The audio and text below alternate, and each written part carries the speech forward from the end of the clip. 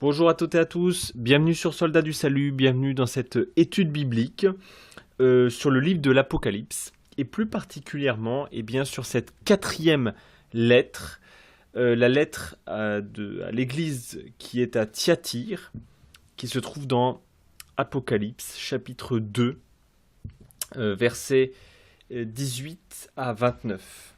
Voilà. Et je vais lire cette lettre, qui est la lettre la plus longue d'ailleurs, de ces 7 lettres qu'il y a dans le début de l'Apocalypse. Ce qui est d'ailleurs paradoxal parce que la ville de Thyatire est la ville peut-être la moins célèbre de l'Asie mineure. C'est juste une ville qu'on connaît parce que c'est la ville d'origine de Lydie, une des disciples de Paul. Et globalement, les peu de choses que l'on sait sur la ville de Thyatire est que c'est une ville qui a une mauvaise réputation. Voilà. On ne sait pas vraiment grand-chose sur cette ville, mais donc on sait en tout cas qu'il y a une église de Jésus-Christ. Et je voudrais donc vous lire cette lettre qui est envoyée donc à l'église qui est à Thyatire, au chapitre 2, versets 18 à 29. À l'ange de l'église de Thyatire écrit: Voici ce que dit le Fils de Dieu, celui qui a les yeux comme un feu flamboyant, dont les pieds ressemblent à du bronze. Je connais tes œuvres, ton amour, ta foi, ton service et ta persévérance. Je sais bien que tes dernières œuvres sont plus nombreuses que les premières. Cependant, j'ai ceci contre toi. Tu laisses cette Jézabel, qui se dit prophétesse, égarer mes esclaves, en leur enseignant à se prostituer et à manger des viandes sacrifiées aux idoles. Je lui ai laissé du temps pour qu'elle change radicalement, mais elle ne veut pas revenir de sa prostitution. Je vais la jeter sur un lit dans une grande détresse, elle et ceux qui commettent l'adultère avec elle, à moins qu'ils ne reviennent de ses œuvres. Je ferai mourir ses enfants. Toutes les églises sauront que c'est moi qui sonde les reins et les cœurs. Et je vous rendrai à chacun de vous selon ses œuvres. Mais à vous, à tous les autres de Thyatire, qui n'ont pas cet enseignement et qui n'ont jamais connu les profondeurs de Satan, comme ils disent, je dis: je ne mets pas sur vous d'autres fardeaux. Seulement, ce que vous avez, restez-y attachés jusqu'à ce que je vienne. Au vainqueur, à celui qui garde mes œuvres jusqu'à la fin, je donnerai pouvoir sur les nations. Avec un sceptre de fer, il fera paître, comme on brise les vases d'argile. Ainsi que j'en ai moi-même reçu le pouvoir de mon Père, et je lui donnerai l'étoile du matin.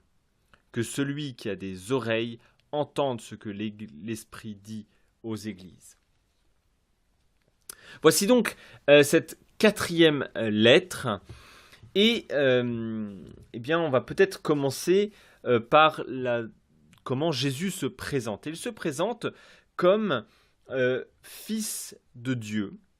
Je reviendrai un petit peu à ce que ça veut dire un peu plus tard. Vous allez voir que c'est assez intéressant, mais je vais y revenir plus tard. Comme donc le Fils de Dieu, comme celui qui a des yeux flamboyants, des yeux de feu, on pourrait presque dire aussi, et des pieds de bronze. Alors, c'est une chose assez intéressante parce que, eh bien, tous ces titres, toutes ces caractéristiques, le Fils de Dieu, celui qui a des yeux de feu, tous ces titres donnent au fond des termes de pouvoir, de domination par rapport au Christ. En fait, c'est vraiment une figure du Seigneur, de celui qui est, eh bien, vraiment, oui, le roi, le dominateur. Qui est mis ici en avant. J'ai presque envie de dire, presque un peu le roi guerrier, le roi dominateur. Et d'ailleurs, à la fin, eh bien, au verset 27, quand il dit « Je donnerai pouvoir sur les nations », avec un sceptre de fer, il les fera paître comme on brise les vases d'argile. ainsi que j'en ai moi-même reçu le pouvoir de mon Père. C'est intéressant parce que ça, eh bien, c'est une citation du psaume 2. Le psaume 2 est un psaume très célèbre parce que c'est ce psaume qui est cité par Dieu dans deux moments importants, c'est-à-dire au moment du baptême et au moment de la transfiguration de Jésus, où Dieu dit « Tu es mon fils bien-aimé ». Et ce « Tu es mon fils bien-aimé » renvoie au psaume 2. Entre autres, il y a d'autres morceaux de l'Ancien Testament, mais en tout cas, ce « Tu es mon fils » que dit Dieu, eh bien, renvoie au psaume 2. Le psaume 2 est ce psaume accompli par Jésus, ce psaume royal, ce psaume où on attend un roi, on attend un Messie qui va eh bien, recevoir tout pouvoir de domination de la main de Dieu. Sous la forme évidemment symbolique d'un sceptre de fer avec lesquels il fera paître comme on brise les vases d'argile, qui va recevoir pour patrimoine eh bien, l'ensemble des nations de la terre. On voit ici vraiment au fond la figure de l'autorité, du règne du Christ sur l'ensemble du monde. Et ce pouvoir, eh bien, il le promet aux vainqueurs, comme nous le verrons eh bien, à la fin. Voilà, mais on voit vraiment cette figure de pouvoir du Christ. Cette église qui est à Thyatire, cette église de Jésus, eh bien, elle a des, j'ai envie de dire, si vous me permettez l'expression, elle a des bonnes notes. Il reconnaît une foi réelle, mais qui se manifeste aussi par un service pratique. Et non seulement d'ailleurs un service pratique, mais elle grandit. Il sait que ses, au fond, dernières œuvres sont plus nombreuses que les premières. C'est une communauté qui grandit en sainteté, qui donc produit plus de fruits. Donc tout ça est très bien, mais il y a un mais qu'on voit à partir du verset 20. Eh bien, j'ai envie de dire, il y a un problème d'esprit. Je m'explique. Ici, il cite une Jézabel. Cette Jézabel, bien évidemment, il ne s'agit probablement pas du vrai nom, peut-être d'une femme, ou en tout cas de quelqu'un, ou d'une branche, de cette Jézabel, qui fait référence ici, évidemment, à cette Jézabel du premier livre des rois, au chapitre 16, verset 31, cette Jézabel qui pousse un roi d'Israël à l'idolâtrie. Donc évidemment, c'est une référence à cette femme qui pousse le peuple de Dieu à l'idolâtrie. Et pourquoi cette référence ? Eh bien parce que cette Jézabel, qui est donc probablement pas son vrai nom, mais qui est une façon de l'appeler, en référence à cette femme de roi qui a poussé le peuple à l'infidélité, eh bien cette Jézabel qui se dit prophétesse, donc qui se dit porter la parole de Dieu, qui se dit être remplie de l'Esprit de Dieu, eh bien, cette prophétesse égare les esclaves de Dieu, égare les gens du peuple de Dieu, en leur enseignant. Alors vous allez voir d'ailleurs, je fais une petite parenthèse, que toute la lettre est une problématique d'enseignement. Vous verrez que le mot enseignement, enseigner, revient très souvent. D'accord ? Et qu'est-ce qu'elle enseigne ? Eh bien, elle enseigne à se prostituer, à manger des viandes sacrifiées aux idoles. Alors, toute cette question du lien, d'une part de la problématique des viandes sacrifiées aux idoles, et également la question qui a le lien avec le sexe, parce que souvent dans les discours, ce sont des choses qui sont très liées. L'idolâtrie et le sexe sont dans la Bible des choses extrêmement liées, et on ferait bien aujourd'hui d'approfondir un peu plus ce lien qu'il y a entre les deux.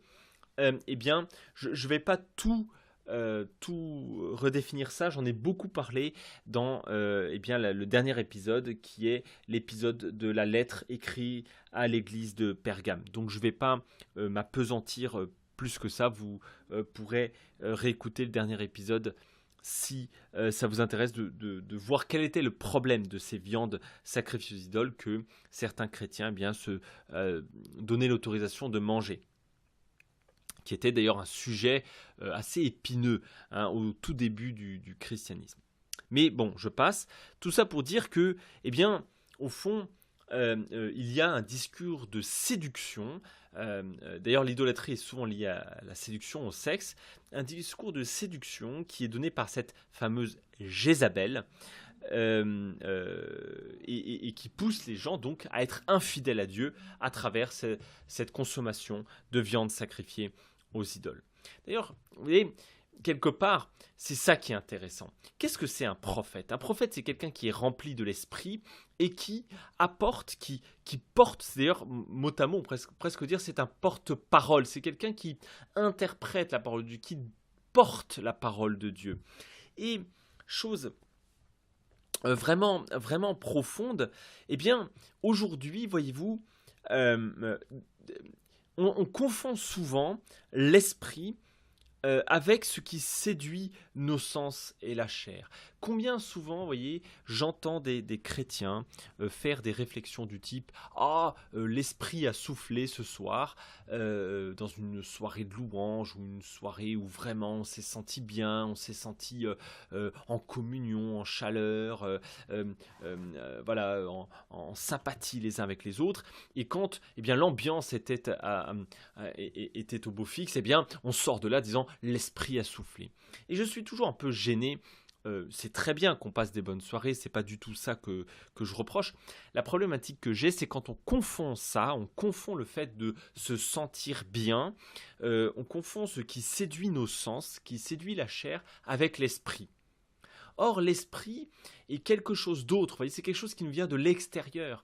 C'est d'ailleurs, vous voyez, quand on prenez un exemple, le prophète Jérémie qui est rempli d'esprit pour être prophète, s'énerve contre le Seigneur. Il fait des choses qui ne lui plaisent pas parce qu'il ne veut pas être prophète, il ne veut pas être rejeté par le peuple. D'ailleurs, plusieurs fois, il dit « Mais c'est bon, arrête, laisse-moi, voilà, j'ai pas envie de faire ça. » Vous voyez, être rempli de l'esprit, c'est pas simplement se sentir bien.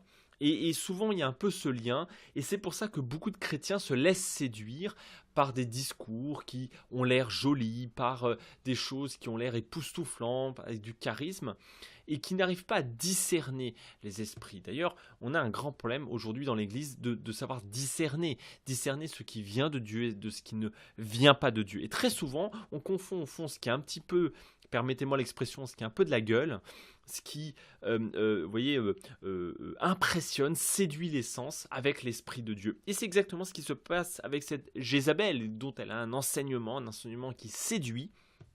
D'où, vous voyez, l'utilisation de mots sexuels, de mots, de discours de séduction, parce que c'est comme ça eh bien, qu'elle avance, et elle attire d'ailleurs des personnes.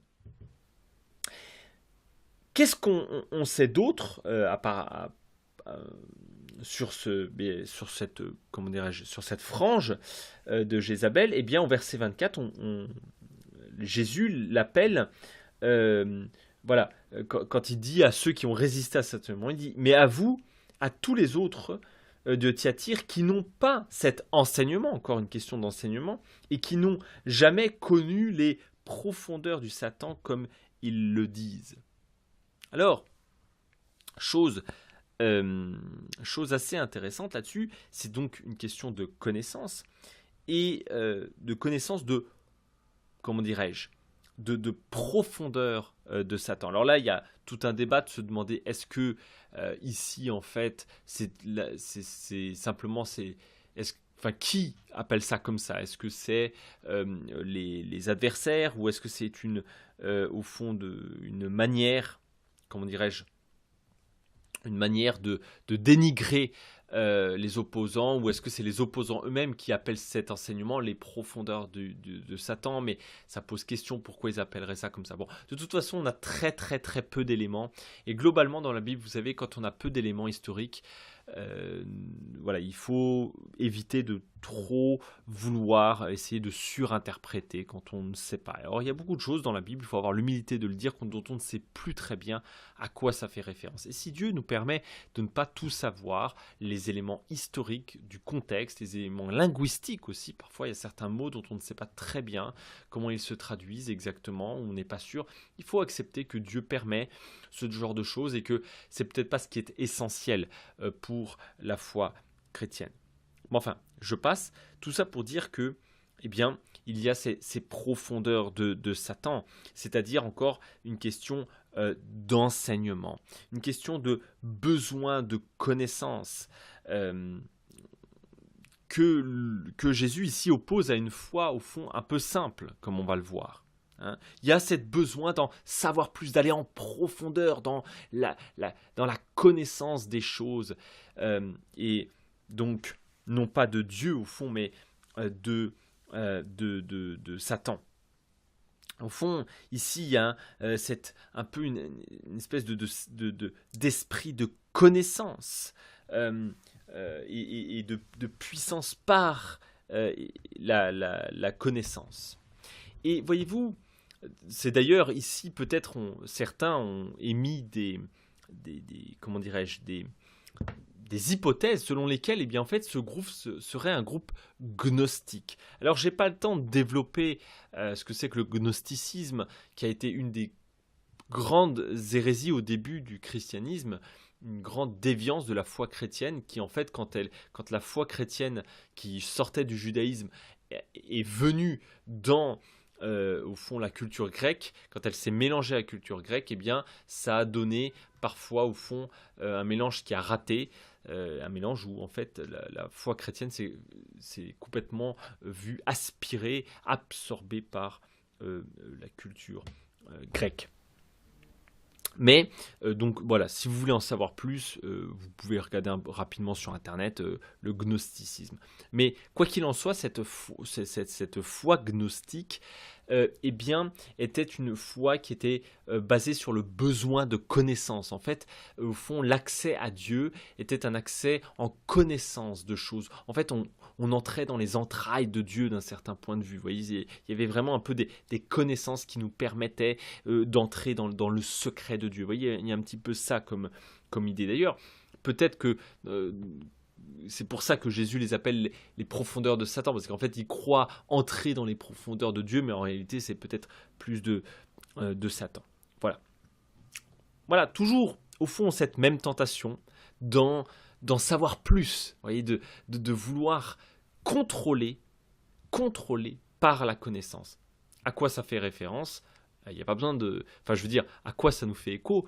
Évidemment, tout de suite, on pense à cet attrait de l'arbre de la connaissance du bien et du mal, de la chute, tout simplement, avec ce tentateur qui vient tenter Ève, eh bien, en lui disant, voilà, mange de ce fruit de la connaissance du bien et du mal, et il lâche cette phrase qui va tout déclencher, vous serez comme des dieux, cette volonté de domination, d'avoir le pouvoir par la connaissance, et ça, c'est quelque chose, eh bien, qui va être, comment j'ai envie de dire, qui va être... Qui va remplir l'homme d'un esprit de désobéissance, d'un esprit de rébellion, et qui va donc entraîner la chute. Au fond, la question qui se pose, voyez-vous, c'est d'où vient l'autorité ? D'où vient la puissance ? Soit elle vient de cet esprit de connaissance, vous voyez, cet esprit où on veut connaître les choses, c'est-à-dire par soi-même, par ses connaissances, on prétend accéder aux choses de Dieu, soit c'est l'esprit de Jésus. Mais là, il y a un choix à faire. Vous voyez ce que je veux dire ? Soit c'est Jésus qui a l'autorité. Et à ce moment-là, alors la chose la plus importante, c'est pas d'entrer en profondeur dans les choses de Dieu, c'est pas à coup de connaissance que on devient plus profond, plus je sais pas quoi. Mais peut-être tout simplement, plus simplement encore, la foi, c'est tout simplement s'attacher au Christ, s'unir au Christ, c'est-à-dire le fait que, comme le dit Paul, ce n'est plus moi qui vis, mais Christ qui vit en moi. Quelque part, il y a un peu cette simplicité de la foi. La foi, ce n'est pas quelque chose de complexe, mais autant faut-il encore s'y attacher. s'y tenir, y persévérer. Vous savez, c'est toujours un peu le propre des religions humaines que de multiplier à droite, à gauche, les pratiques, les complexités, les rites, les abstinences, les connaissances. Vous voyez, je- pareil, si on parle de Satan ici, c'est pas en s'intéressant à Satan, en faisant tout au fond, en lisant plein de livres sur Satan, qu'on a la victoire sur Satan. Qui a la victoire sur Satan? C'est Christ. Et c'est donc en se tenant, en se collant au Christ, qu'on peut avoir la certitude de la victoire sur le Satan, sur l'adversaire. Toujours cette tentation tout simplement d'en savoir plus euh, que le Seigneur, ou au moins d'en savoir autant, d'en savoir plus que Jésus lui-même. Vous voyez, c'est intéressant parce que moi, ça fait vraiment écho à, vous savez, à Pierre. Pierre, le premier disciple donc de Jésus, euh, euh, Pierre qui, au milieu de l'évangile, dans les 3 évangiles, Matthieu, Marc, Luc, au milieu de ces 3 évangiles, à peu près, il y a ce qu'on appelle la confession de Césarée, puisque à Césarée, il confesse Jésus comme, entre autres, fils de Dieu. Il fait cette confession que Jésus est le Fils de Dieu, et Jésus, suite à cette confession, annonce qu'il va être persécuté, qu'il va mourir et ressusciter. Et suite à cette annonce de la passion, de la mort et la résurrection de Jésus, Pierre prend Jésus à part, et il n'y a pas d'autre mot que dire il l'engueule. D'accord ? Il l'engueule, il lui dit mais tu ne peux pas dire ça, il le reprend sévèrement en lui disant tu ne peux pas dire des choses pareilles. Et là, qu'est-ce que dit Jésus, si vous vous souvenez bien? Va-t'en loin de moi. D'ailleurs, mot à mot, c'est pas va-t'en loin de moi, c'est va-t'en derrière moi, Satan, car tu penses comme les hommes et non comme Dieu. Voilà, chose très intéressante, il ne dit pas exactement va-t'en loin de moi, Satan, il dit va-t'en derrière moi. Un peu comme si Pierre était devenu Satan parce que, tout simplement, il s'était mis devant Jésus et pas à la suite de Jésus. Et ce que Jésus dit à Pierre, c'est va-t'en derrière moi, ou dit autrement, retourne derrière moi. Retourne derrière moi, Satan, parce que tu penses non pas comme Dieu, mais comme les hommes en faisant ça. Toujours cette tentation de Pierre de savoir plus que Jésus, de savoir mieux que Jésus. Pierre avait son idée de ce que devait être le Messie, de la manière dont le Messie devait vaincre, devait arriver au pouvoir et à la domination, à l'installation du royaume de Dieu. Mais Jésus lui rappelle que ce n'est pas lui qui décide de ça, mais que Dieu a un plan et que Jésus va l'exécuter, et que le rôle du disciple n'est pas de savoir mieux que Jésus ou de faire à la place de Jésus, mais d'être derrière Jésus, de coller ses pas aux pas de Jésus. Voilà quel est le rôle. D'ailleurs, il y a une expression juive qui dit, vous savez, le disciple doit avoir les poussières de la sandale du maître sur lui, tellement il est collé au pied du maître. Et c'est ça notre rôle. Notre rôle est pas plus compliqué que de coller au pied du Christ. Un peu comme, j'utilise beaucoup cette expression, nous devons apprendre à être les chiens du Christ. C'est-à-dire être collés, être unis, avoir cette union avec le Christ, comme le chien l'a avec son maître. Mais malheureusement, trop souvent, nous avons cet esprit de séduction qui est toujours tenté par une foi plus sophistiquée, qui pense qu'elle est, vous savez, au-dessus de tout ça. Oh, c'est une voie simple. Oh oui, être collé à Jésus, la foi du charbonnier comme on l'appelle. Oh, c'est une foi pour les benets, pour les simples d'esprit. Nous qui sommes éduqués, nous méritons mieux que ça, n'est-ce pas? Nous pensons que nous sommes au-dessus. Qu'est-ce que j'ai pu entendre ça? Je suis au-dessus de ça. Mais quelle Mais quelle prétention! Qui sommes-nous? On devrait louer le Seigneur chaque heure qui passe, d'avoir la joie de coller aux sandales du Christ, plutôt que de vouloir la lui voler, ou devoir lui dire où il doit aller. Toujours cette tentation que on connaît on est tellement fin, on est tellement au-dessus de tout ça qu'on n'a pas besoin justement de se distinguer du monde. C'est toujours la tentation, vous savez, de ces dérives de la foi libérale, de la théologie libérale. Je parle bien de dérive ici, je veux pas faire le procès de telle ou telle foi chrétienne. Mais la foi libérale a toujours cette tentation qu'elle est tellement au-dessus de tout, qu'elle n'a pas besoin de se distinguer du monde, qu'au contraire, elle doit vivre dans le monde comme le monde. Et que donc, très vite, elle se met à tout simplement devenir infidèle au Christ sans s'en rendre compte. Parce que, tout simplement, elle n'a pas su rester à cette foi simple, rester collée au pied du Christ. Elle n'a pas entendu cette interpellation de Jésus lancée à Pierre, mais aussi à nous. Va-t'en derrière moi, Satan, car tu penses comme les hommes, et tu ne penses plus comme Dieu, ou tu ne penses pas comme Dieu. Cette interpellation, cet appel à la repentance, elle a été donnée à Jézabel, mais il est trop tard. Comme on voit au verset 21, Jésus dit « Je lui ai donné du temps pour qu'elle change radicalement, mais elle ne veut pas revenir de sa prostitution. » Jésus a donné du temps. Chose intéressante parce qu'il y a deux idées ici très importantes. La première, c'est que nous vivons dans les temps de la miséricorde de Dieu, les temps de la patience de Dieu. Nous sommes dans les temps où il est encore temps de changer, encore temps de se tourner vers Dieu. Mais autre idée très importante, et quelque part c'est aussi une idée qui est extrêmement présente dans tout l'Apocalypse. À la fois nous sommes dans les temps encore de la patience de Dieu, mais à la fois, en même temps, nous sommes un jour, nous savons qu'un jour il sera trop tard. Un jour il sera trop tard. Et voilà l'avertissement. Un jour il sera trop tard, comme cette Jézabel et elle est trop tard. Ou peut-être parfois, nous sommes peut-être allés trop loin, et nous n'avons pas entendu les appels à revenir, à se recentrer sur le Christ.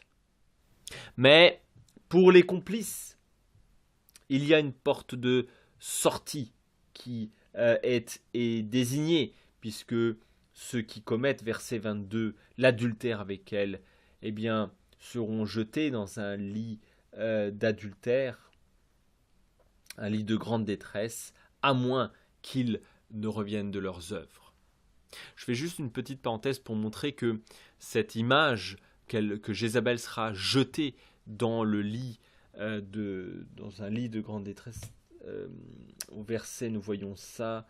Elle sera jetée, verset 22, elle sera jetée sur un lit dans une grande détresse. Chose très intéressante, vous voyez, ça c'est très présent dans l'Apocalypse, ce sera développé plus tard dans les chapitres 16, 17, 18, quand on va parler du jugement, mais il y a cette idée que nous sommes jugés à travers nos œuvres, c'est-à-dire, en fait, c'est là où nous chutons que nous sommes jugés. Vous voyez, en fait, comme elle, quelque part, c'est par cet esprit de séduction et de prostitution au monde, alors c'est comme ça qu'elle va chuter, voyez-vous. Il y a toujours ce lien quand on dit nous sommes jugés par nos œuvres. Mais c'est aussi en fait à travers nos œuvres que Dieu nous juge. Oui. Voilà, j'ai pas trop le temps de développer, mais c'est pour montrer que ce qu'elle croit être un lit de volupté est en réalité un lit de maladie. C'est ça quelque part le jugement des œuvres. En fait, c'est le fait de montrer que les œuvres, seront en réalité nos œuvres seront révélées telles quelles, c'est-à-dire comme ici tout simplement un lit de perdition. Et eh bien, cette punition deviendra un signe pour les autres églises, que le Seigneur, tout simplement, y voit plus clair que nous. Petit élément, ici, verset 23, on parle des enfants de Jézabel, que Dieu fera mourir. Alors, moi je pense ici, parce qu'il y a un grand débat, c'est qui ces enfants? On a pu penser que c'était les disciples de Jézabel, mais ça pose problème parce que juste avant, on parle des disciples, hein, ceux qui commettent l'adultère avec elle. Donc moi je suppose que les enfants ici, ce sont les fruits. En réalité, ce sont les fruits, ce qui collerait avec l'image de l'enfant, du lit, de la sexualité. Ce sont les fruits de son enseignement. Et Jésus détruira le fruit de son enseignement. Afin que cela soit un signe pour les autres églises, sachant que c'est Dieu qui discerne, c'est Dieu qui sonde les reins et les cœurs. Et je rendrai à chacun selon ses œuvres. Donc vous voyez, je pense qu'ici, les enfants est une façon de parler des œuvres de Jézabel. Hein, je détruirai les œuvres de Jézabel, tout simplement pour montrer en fait ce qu'ils étaient. Ils n'étaient que du vent. Ils avaient construit sur la corruption de ce monde. Ils avaient, au fond, je montrerai que tout ça n'était que du vent, que de la, tout simplement, de l'orgueil humain. Hein, et c'est aussi, ça servira de signe aux églises. Sur quoi bâtissons-nous? Sur du vent, sur du sable, ou bien sur le roc qu'est le Christ. Et ainsi, eh bien, comme dans chaque lettre, il y a un appel à combattre, au combat spirituel, avec une promesse de victoire par l'Esprit. On promet le règne sur les nations à celui qui eh bien, aura résisté au mélange de la foi et du monde, qui aura gardé pure sa foi, qui aura tout simplement aura eu l'humilité de rester à une foi simple, mais de persévérer dans cette foi simple. Eh bien, il promet d'une part, eh bien, de donner le pouvoir. Il partagera le pouvoir du Christ, ce pouvoir que il a reçu comme accomplissement du psaume 2, ou aussi on peut penser à Éphésiens chapitre 2, où on parle de ce nom qui est au-dessus de tout nom, devant lequel tous les genoux fléchissent, mais aussi, eh bien, cette étoile du matin, chose très intéressante. Étoile du matin, c'est un peu, en fait, la première étoile, la dernière étoile qui brille, hein, cette étoile du matin, un peu l'étoile qui fait référence au matin, celle qui annonce le matin. Et cette étoile du matin, eh bien, c'est celle qui annonce le jour, qui est l'imminence du jour. Hein.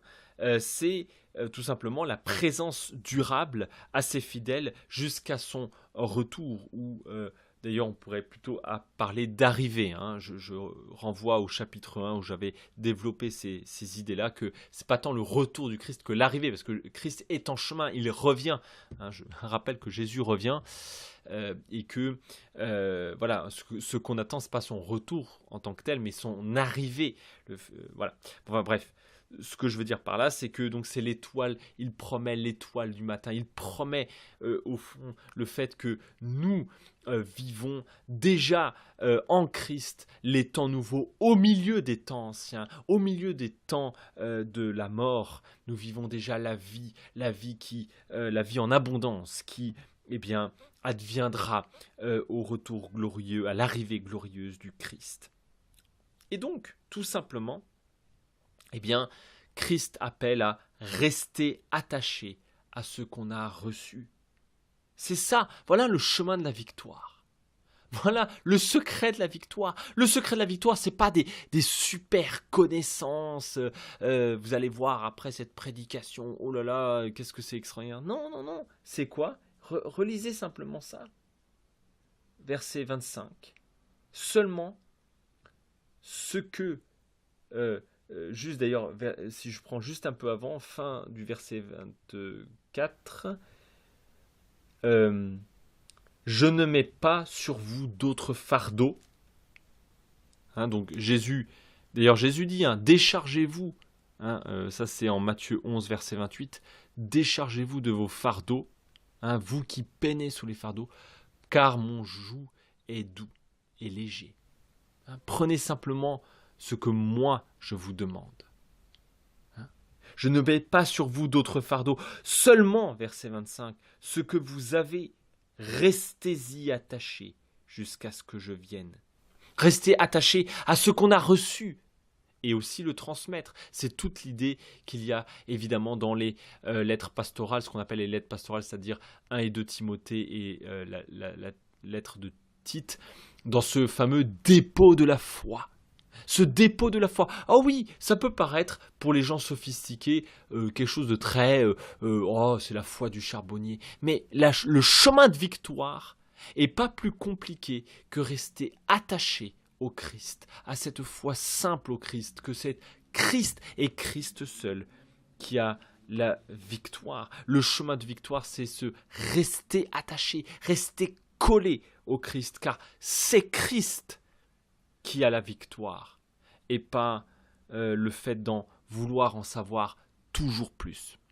Bien sûr, je me permets de dire que il ne s'agit pas de rester stupide et de surtout éviter tout livre qui nous permettrait, entre autres, d'approfondir notre connaissance de la Bible, de l'histoire de l'Église ou que sais-je. Pas du tout, c'est pas du tout ce que je dis. Ce que je dis, c'est qu'il y a dans le cœur humain une tentation très forte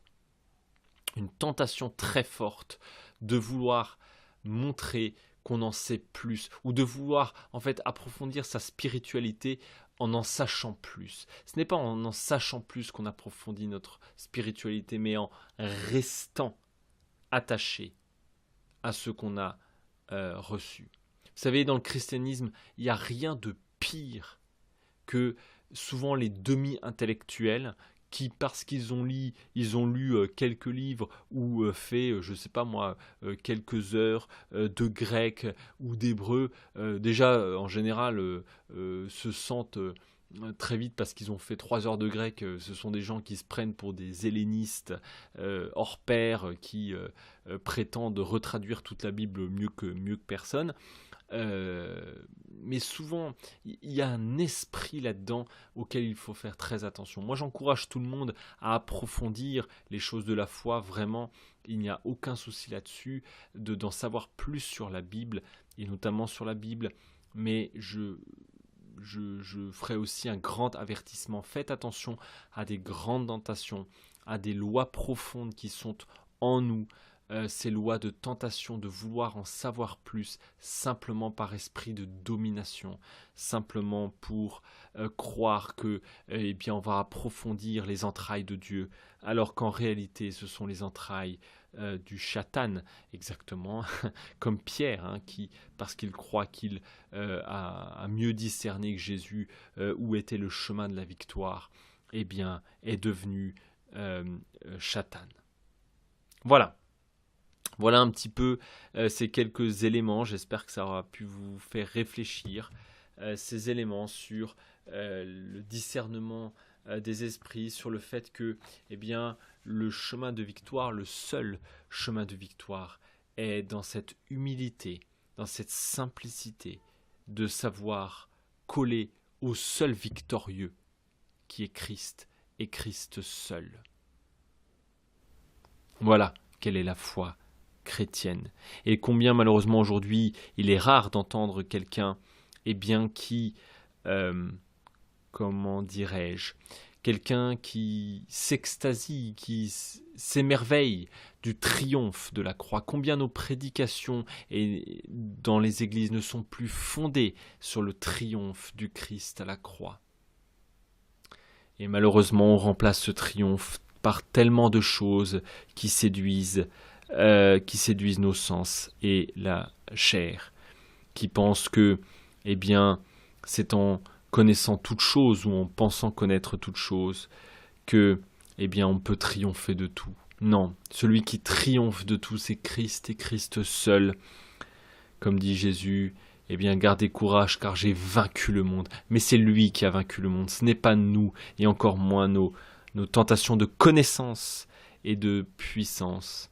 Et c'est en restant humblement collés au pas du Maître que nous aurons la victoire, que nous pourrions être victorieux de tout, partout et en toutes choses. Voilà. J'arrête là. Je vous souhaite une bonne fin de journée ou de soirée selon l'heure à laquelle vous écouterez ceci. Et je vous dis à la semaine prochaine pour un prochain épisode. On va aller à l'église, à la lettre de l'église de Sardes. Je vous souhaite une bonne route, mais d'ici là, restez sang et feu.